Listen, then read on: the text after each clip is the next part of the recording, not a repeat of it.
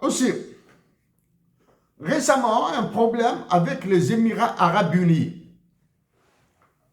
C'est produit, hein? C'est dans le sillage Émirats Arabes Unis et Bahreïn.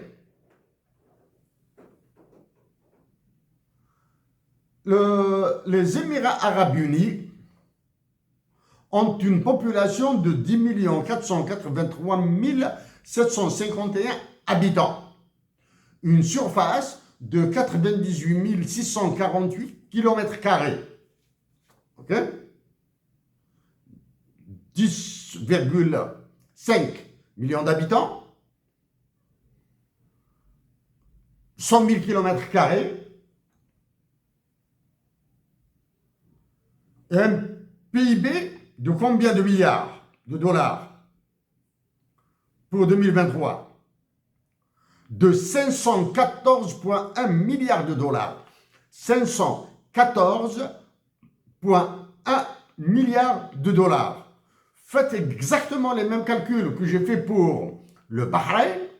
Vous allez voir la honte que nous devons ressentir devant les Émirats Arabes Unis. Pourquoi maintenant les Émirats Arabes Unis se trouvent dans une certaine tourmente algéro-algérienne, hein? Les Émiratis, ils s'en foutent, Pourquoi les Émiratis s'en foutent? Parce qu'il y a des contrats internationaux que l'Algérie doit satisfaire. À défaut, elle doit payer quelques dizaines, quelques centaines de millions de dollars pour les Émirats Arabes Unis pour leur résolution, leur annulation. De quoi s'agit-il? Il s'agit de l'expulsion des Émirats Arabes Unis à travers sa société holding qui s'appelle DPW, Dubai Port World, d'Algérie pour redonner le tout à CMA-CGM du Bolloré de l'Afrique du Nord, Rudolf Saadi de CMA-CGM. Ok? Très bien. Tenons, ici, c'est violent. La France a signé pour des milliards de dollars de fourniture, de vente d'armes avec les Émirats Arabes Unis. Emmanuel Macron, dans sa splendeur, dans sa grandeur, dans sa domination insultante de notre pays à travers ceux qui prétendent le représenter.